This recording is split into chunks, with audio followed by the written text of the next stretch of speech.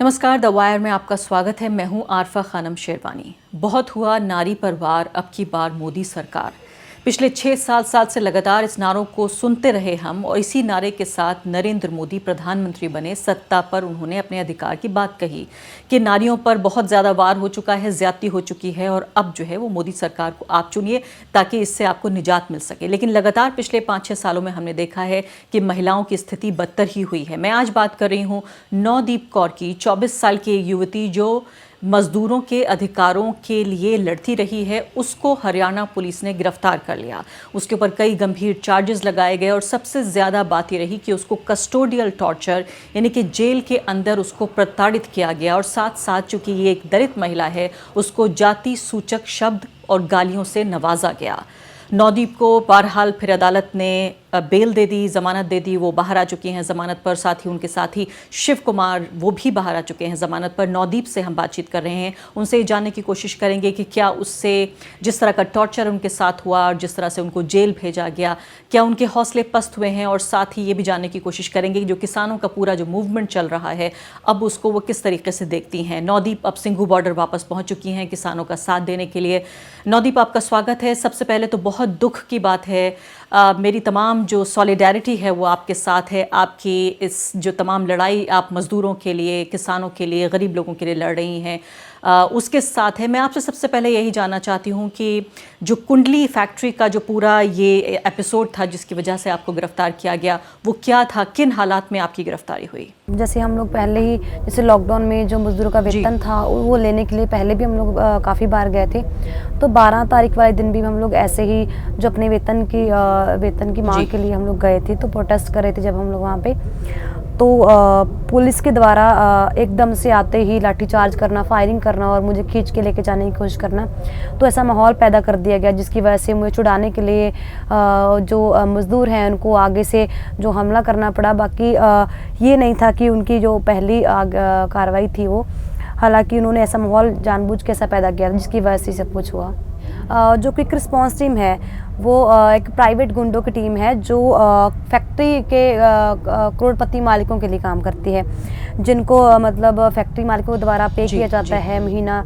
तो उनका काम सिर्फ यही है कि जो फैक्ट्रियों के खिलाफ जो मजदूर अपनी आवाज़ उठाता है या फिर कोई संगठन बनता है तो उसको दबाने का काम जो क्विक रिस्पांस टीम करती है।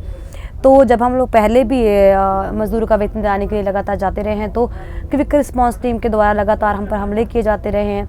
तो एक बार पहले भी जब हम लोग मैगी की कंपनी के सामने एक वेतन लेने के लिए गए थे, तो दोनों तरफ से उनके गुंडे आते हैं और एकदम से लाठी और डंडों से हमारे पर हमला करते हैं और फायरिंग भी की जाती है। और उसके बाद जो मज़दूरों ने काफ़ी हिम्मत से उनका जवाब दिया और वो भाग गए थे उस दिन वहाँ से। इसीलिए जो मैं उस दिन स्पीच में मैं बोल रही थी, तो फिर हम लोग कुंडली थाना में गए उनकी FIR दर्ज करवाने, लेकिन वो दर्ज नहीं होती। इसी ये पता चलता है कि जो पुलिस है वो तब आती है जब गुंडे कमज़ोर पड़ जाते हैं, क्योंकि पहले जब गुंडे दबा रहे थे तब पुलिस नहीं आती है। जब गुंडे कमज़ोर पड़ जाते हैं तब पुलिस उनका काम करती है। तो पुलिस और गुंडों का गठजोड़, जो मालिकों का गठजोड़ है, वो बिल्कुल सामने नज़र आता है। मैंने कई रिपोर्ट्स में ये भी मैंने पढ़ा कि आपके साथ कस्टोडियल टॉर्चर का मामला सामने आया है कि जेल में आपको प्रताड़ित किया गया। मैंने ये भी पढ़ा कि बाकायदा पुलिस वाले आपके ऊपर इस तरह हावी हो गए कि कई पुलिस वाले आपके ऊपर बैठ गए। इस तरह की भी मैंने चीज़ें पढ़ी। क्या आप ये कंफर्म कर सकती हैं, क्योंकि पुलिस का ये कहना है कि इस तरह का कोई वारदात नहीं हुई, कोई इस तरह से टॉर्चर आपको नहीं किया उन्होंने?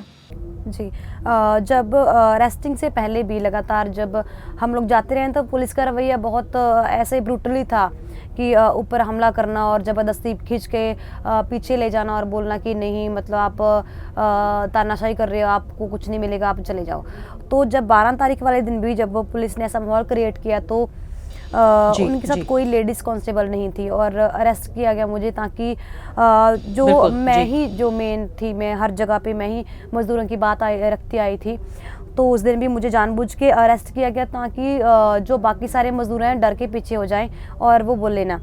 तो मज़दूरों के सामने भी मुझे 4-5 पुलिस वालों ने घसीटते हुए, मारते हुए जो गाड़ी में डाला था। तो उसके बाद एक सुनसान एरिया में लेके जाके फैक्ट्रियों के जो पीछे वहाँ पे गाड़ी खड़ी करके काफ़ी बुरे तरीके से मारा गया था, जिसमें काफ़ी लोगों की वर्दी नहीं भी पहनी थी, कुछ लोगों की वर्दी पहनी थी। शायद वो क्विक रिस्पांस के गुंडे थे या सीआई स्टाफ था, मुझे कुछ पता नहीं है क्योंकि मैं पहचानती नहीं हूँ किसी को। तो वहाँ पे काफ़ी ज़्यादा मारा गया। तो वहाँ पे एक मज़दूर था जिसके पास फ़ोन था, तो उनको ये लगा कि वो वीडियो बना रहा है, तो उन्होंने इसको डराया धमकाया। उसने बोला मैं वीडियो नहीं बना रहा हूँ। तो फिर पुलिस मुझे कुंडी थाने के अंदर लेके गई। फिर वहाँ पे इनका ये था, रास्ते में ये बोल रहे थे कि इसको यहाँ नहीं पीटना है, इसको पीटेंगे थाने में ले जाकर, पानी पी के पीटेंगे अच्छे तरीके से। तो फिर वहाँ पे जब लेके गए तो वहाँ पे भी कोई लेडीज़ कांस्टेबल द्वारा कोई मतलब रिमांड नहीं हुआ है। जेंट्स पुलिस थी सारी की सारी। एसएचओ कुंडली एसएचओ खुद वहाँ पे खड़े होके बोलते हैं कि जो इनकी हिम्मत है, मतलब इनको हम लोग नेता बनाएंगे और हम बताएंगे कि जिनकी कैसी हिम्मत होती है, कि मतलब मज़दूर हैं और इनका संगठन बनाना। जो एसएचओ ने खुद ये कबूल भी किया कि ये संगठन बनाने की कोशिश कर रहे थे। तो यही कि आप लोग का काम जो है यही है कि आप फैक्ट्री में काम करो या ऐसे काम करो जो आपको दिए गए हैं। आपको ये काम नहीं दिया किसी ने कि आप किसी के खिलाफ खड़े हो के अपनी आवाज़ उठाओ या पुलिस के सामने खड़े हो या करोड़पति मालिकों के सामने खड़े हो। तो जाति सूचक भी वो गालियाँ दी गई और मतलब बहुत बुरे तरीके से टॉर्चर किया गया, प्राइवेट पार्ट तक मारा गया। मतलब उसके बाद जब जो मार रहे थे तो जितने भी हमारे मजदूर साथी हैं वो कुंडली थाने के बाहर आते हैं, रिहाई की मांग करते हैं। तो उसके बाद जो पुलिस है उनको पीछे कर देती है, उनको अरेस्ट करने की कोशिश करती है, तो वो थोड़ा पीछे हो जाते हैं। तो उसी चीज़ का फ़ायदा उठाते हैं वो मुझे गाड़ी में डाल के बैक साइड से जो फैक्ट्री एरिया में से क्योंकि कुंडली से बालगढ़ के रास्ते तक तो पूरा जाम है, जो किसान आंदोलन चल रहा है। तो खेतों के जरिए वहाँ मुझे सोनीपत थाने में लेके जाया जाता। तब रात का टाइम था, काफ़ी रात हो चुकी थी। मुझे ये भी नहीं पता कि कौन सा थाना था, कैसा, मतलब क्योंकि वहाँ पे 2 थाने, एक महिला थाना है, एक दूसरा थाना है। तो फिर वहाँ पे लेके जाया गया। एक रूम था, पहले ही रूम में एंटर करते लेफ़्ट साइड एक रूम था, उसमें लेके जाया गया। वो पूरा अंधेरा सा कमरा था, बिल्कुल लाइट भी बहुत कम थी उसमें। तो वहाँ पे ऊपर बैठ के मतलब साइन करवाने की कोशिश की गई। तो मैं जब साइन नहीं कर रही थी तो 2-3 जने ऊपर बैठ जाते हैं और एक जने ने बालों से पकड़ के मुझे खाली पेपर आगे रखते हैं और पेन देते हैं कि साइन करो। तो मेरे पास कोई ऑप्शन नहीं था और मुझे साइन करने पड़े। ज़्यादातर मैं इंग्लिश या पंजाबी में ही साइन करती हूँ और मुझे मजबूरी में साइन करने पड़े हिंदी में, जिसके वजह से मेरे साइन की वजह से जो शिव कुमार या बाकी अदर जो 40-50 अदर लोग बोलते हैं उनको फंसाया गया। फिर उसके बाद मुझे काफ़ी लेट 10-11 बजे करीब, 10 बजे करीब शायद मुझे कोर्ट में पेश किया। मुझे ये भी नहीं पता कि वो किसी का घर था, किसी के रात के टाइम वो किसी के सामने पेश किया। मुझे ये नहीं पता था कि वो जज साहब है। तो पेश करके थोड़ा सा तो वापस मुझे ले गए और उसके बाद मुझे रात को 12 बजे तक करनाल जेल में छोड़ा। और करनाल जेल में भी पुलिस कार्रवाई यही था कि किसी से पहले मिलने नहीं दिया जा रहा था। मेरा मेडिकल तक नहीं करवाया था। जब जेल से छोड़ने से पहले मेरे काफ़ी ज़्यादा जो निशान थे बॉडी पे, मैं चल नहीं पा रही थी अच्छे तरीके से। तो उसके बाद जब घर वालों को मैंने बताया कि मेरा मेडिकल नहीं हुआ है, काफ़ी ज़्यादा इंजरीज हैं मेरे, तो कोर्ट से ऑर्डर लेने में 14 दिन लग गए थे। तो 14 दिन के बाद जब मेडिकल होता है तो उसमें काफ़ी हद तक मैं ठीक हो गई थी और जो निशान थोड़े बहुत रह गए थे वो आए हैं मेडिकल में। लेकिन मुझे ये बोला गया कि हम लोग गुम चोट नहीं लिख सकते। जो मतलब सर के बाल पकड़ पकड़ के मारा गया, जहाँ वैसे लात गुस्से मारे गए, तो वो गुम चोट नहीं लिखी जा सकती थी। तो ये जो पुलिस का रवैया है बिल्कुल दलित मज़दूरों और जो जनता की आवाज़ उठाते हैं उनके लिए बिल्कुल ही क्रूर है, जो मतलब मैं नहीं देखा अभी। नवदीप, जिसको आप तानाशाही रवैया कह रही हैं, जो एक हाई हैंडेडनेस सरकार की साफ तौर पर नज़र आ रही है, खासकर उन लोगों के मद्देनज़र जो कि सरकार की नीति या राजनीति का विरोध करते रहे हैं, चाहे वो दिशा रवि जो आपसे भी उम्र में 2 साल छोटी हैं उनका मामला रहा हो, या फिर सफूरा जरगर का मामला हो, या उमर खालिद की हम बात करें, जो भी यूनिवर्सिटी कैंपसेस से जो प्रोटेस्ट निकल रहे हैं, जो विरोध की आवाज़ें निकल रही हैं, उनको दबाने की एक कोशिश है। खासकर अगर मैं जो दलित कार्यकर्ताओं का जिक्र करूं और दलित एडवोकेसी का मैं जिक्र करूं, आपको लगता है कि आपकी इस गिरफ्तारी से उस पर फ़र्क पड़ेगा? बाकी जो दलित एक्टिविस्ट हैं उनके हौसले पस्त होंगे? हम अगर हिस्ट्री को उठाकर देखें तो उसमें हम लोगों ने देखा है कि तरह तरह के ऐसे बहुत लोग आए, हिटलर जैसे लोग आए हैं जिन्होंने बहुत ही बड़े स्तर पर नाश किया लोगों का, जी। जिसमें ऐसी ऐसी मशीनें भी बना दी गई थी जिसमें इंसानों को काटा जाता था, ऐसे ऐसा कुछ लेके आए थे। लेकिन तब भी जो जनता जीती है, तब भी लोगों ने अपने हक लिए हैं, चाहे टाइम लग जाए, लेकिन जो सच है वो कभी हारता नहीं है। उसके लिए चाहे टाइम लग जाए, क्योंकि ये कुदरत का नियम है, जो परिवर्तन है वो होता है। जो सरकार ये चाहती है कि जो उनका राज कायम रहे, जो एक वर्ग है दूसरे वर्ग के ऊपर शासन करता रहे, तो ये कुदरत का जो नियम है उसको हम लोग टाल नहीं सकते। जो परिवर्तन है वो एक पत्थर में भी सालों साल जो अंदर के अंदर परिवर्तन होता रहता है, तो फिर भी हम तो समाज में रहते हैं, हम तो इंसान हैं, तो ये परिवर्तन जरूर होगा। चाहे आज नहीं तो कल जो जनता, आज तो वैसे इतना बड़ा आंदोलन मैंने अपनी ज़िंदगी में कभी नहीं देखा, किसान आंदोलन है, या फिर एनआरसी के टाइम जो मुस्लिम लोग का आंदोलन रहा है, जिसको मतलब कोरोना की वजह से दबा दिया गया था, जिसको होल्ड कर दिया गया था उसको। तो यही है कि जो जनता है, धीरे धीरे उनका राजनीतिक जो चेतना है वो बढ़ती जा रही है, और लोग जो सोच पा रहे हैं, तो जो सरकार है वो कमज़ोर होती नज़र आ रही है, जिसकी वजह से उनको यूएपीए लेके आना पड़ा, जिसकी वजह से उनको छोटी छोटी बात पे जो आवाज़ उठा रहा है उसको देशद्रोही बोल के जेलों में डालना पड़ रहा है, बिना बात के एफआईआर दर्ज की जा रही है, बिना सबूत के उनको पकड़ा जा रहा है। तो इससे साफ पता चलता है कि जो स्टेट है बिल्कुल कमज़ोर पड़ रही है, और जनता है जो मतलब बिल्ड हो रही है और भी ज़्यादा स्ट्रॉन्ग हो रही है। तो यही है कि फ्यूचर में मुझे जो लगता है कि सरकार कमज़ोर पड़ रही है, और आगे भी जो जनता का हित जो अगर आएगा तो जनता ही इसमें जीतेगी। नौदीप, अब अगला सवाल ये आता है कि जब सरकार इस तरह की गतिविधियों में शामिल हो, जहां के दबाव देने की कोशिश हो रही हो कि पूरा एक जो आंदोलन है उसको दबाने की कोशिश हो, ऐसे में नागरिक के पास किस तरह के कानूनी हथियार है, किस तरह से आप भविष्य में देख रही हैं कि आप कानूनी रूप से अपनी लड़ाई को लड़ सकेंगी? क्योंकि अभी तो सिर्फ जमानत ही आपको मिली है, जाहिर है केस तो चलता रहेगा। लीगली यही है कि अभी फ़िलहाल जो कोर्ट में केस चल रहा है, अभी मुझे सिर्फ बेल मिली है, अभी केस चल रहा है, तो कोशिश करेंगे कि हम लोग कानूनी तौर पे ये लड़ाई लड़ें, और वकील से बात करके कि जो इस तरीके का जो उन्होंने रिमांड लिया है जेंट्स पुलिस के द्वारा, वो बेकसूर और जानबूझ के ऐसी झूठे धाराएँ लगाई गई, जबरन वसूली 307 जैसी धाराएँ, तो उनके लिए क्या कार्रवाई हो सकती है वो वकील से बात करके हम लोग कोर्ट में रखेंगे अपनी बात। आपका हौसला वाकई तारीफ के काबिल है कि आप इतना सब कुछ हो जाने के बावजूद भी किस तरह से रीढ़ की हड्डी इतनी मजबूत है आपकी, आपके हौसले इतने बुलंद हैं। आप ये कह रही हैं कि ये लड़ाई जो है वो ख़त्म नहीं हुई है और ये ख़त्म हो नहीं सकती है, लेकिन कैसे, कौन सा ऐसा मकाम आता है जब ये माना जाए कि ये लड़ाई जीती जा चुकी है या अब इस लड़ाई को ख़त्म माना जाए? क्योंकि आप जानती हैं कि हर आंदोलन का अपना एक जीवन होता है, उसकी अपनी एक लाइफ होती है, कोई भी आंदोलन बहुत लंबा नहीं चल सकता है।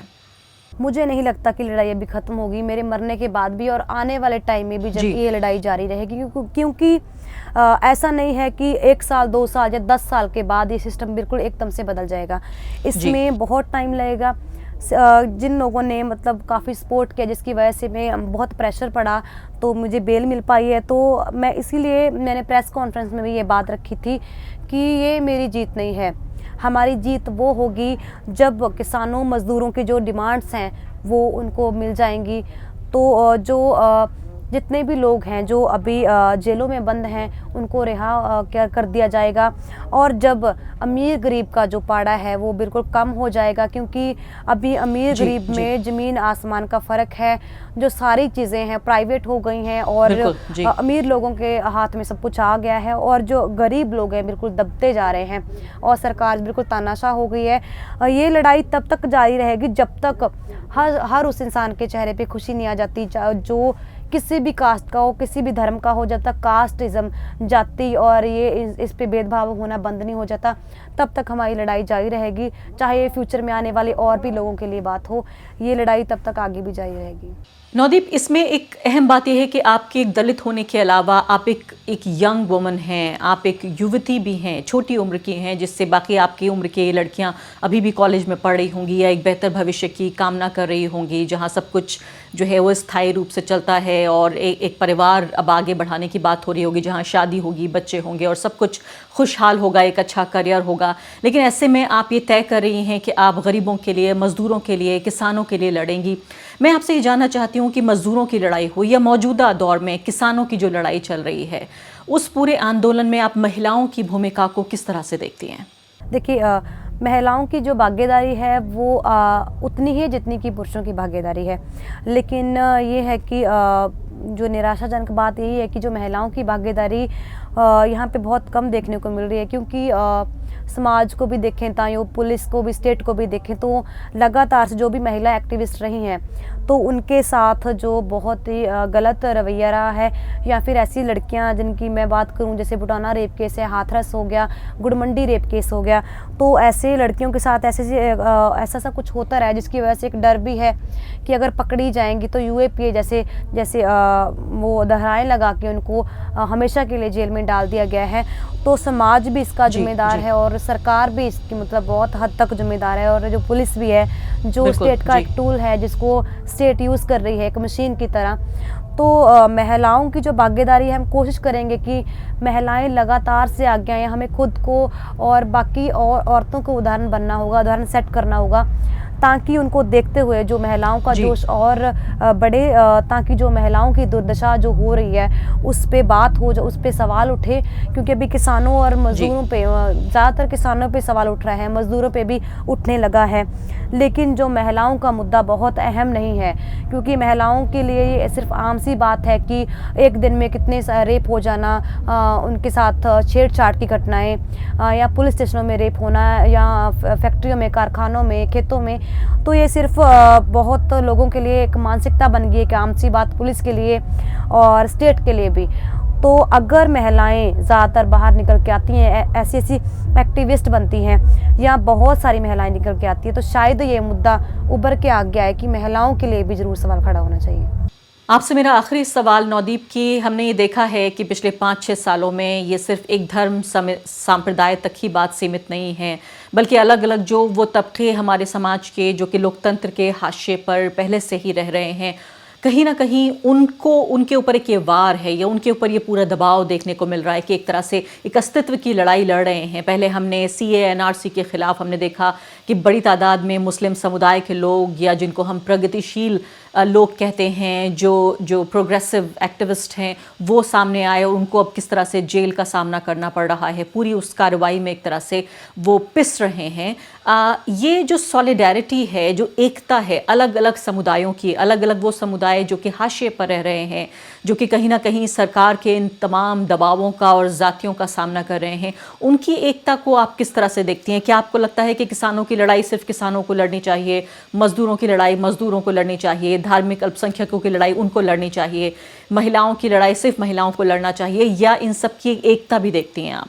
देखिए, हम लोगों ने देखा है कि कश्मीर में भी जो मुस्लिम लोगों के साथ ज़बरदस्ती 370 जो हटाई गई है, तो NRC के टाइम भी जानबूझ के ये बोला गया कि ये तो बाहर से आए हुए लोग हैं, ताकि जो सरकार है वो जो कम लोग हैं, जो छोटा तबका जिसको बहुत कम संख्या, जैसे हिटलर की जो चाल पे चलना, तो जैसे सिखों के साथ, मुसलमानों के साथ NRC में, जैसे असम में हम लोगों ने देखा है डिटेंशन सेंटर बनाना, उनको ये बोलना कि ये तो बाद में आए हुए लोग हैं। तो हम लोग उनके हक में आवाज़ उठाते हैं, चाहे वो कश्मीर का मुद्दा हो, चाहे वो असम में जो हो रहा हो, चाहे वो NRC के टाइम हुआ हो, चाहे वो लॉकडाउन में हुआ हो, मतलब चाहे कोई भी वो इंसान है, चाहे वो दुनिया भर का कोई भी इंसान है, चाहे वो इंडिया की बात हो, तो हम लोग हर उस इंसान के साथ खड़े हैं जो मेहनत कश जनता है।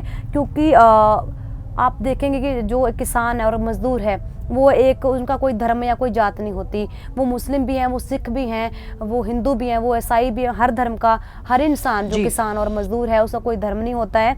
और सरकार जो लगातार ये लोगों के अंदर लेके जाती है कि उनकी अपनी इरादों में कामयाब होने के लिए कभी ये बोला जाता है कि हिंदू खतरे में है, कभी ये बोला जाता है कि जो खालिस्तानी जो अपना राज लेके आना चाहते हैं, कभी ये बोला जाता है कि जो मुसलमान आतंकवाद फैला रहे हैं, कभी ये बोला जाता है कि ये माओवादी हैं, नक्सलवादी हैं, आतंकवादी हैं, तो गद्दार हैं, या ऐसी ऐसी चीज़ें लगातार सरकार द्वारा बोली जाती हैं। तो ये सीधे सीधे बात है कि जो लोग भी अपनी आवाज़ उठाते हैं, जो लोग स्टेट के खिलाफ खड़े होते हैं, उनको हमेशा गद्दार या फिर देशद्रोही बोला ही जाता है। लेकिन हम उन सभी लोगों के साथ सॉलिडरिटी मतलब अपनी दिखाते हैं, और जो भी अभी तक जेलों में हैं उनकी तुरंत रिहाई की हम लोग डिमांड रखते हैं।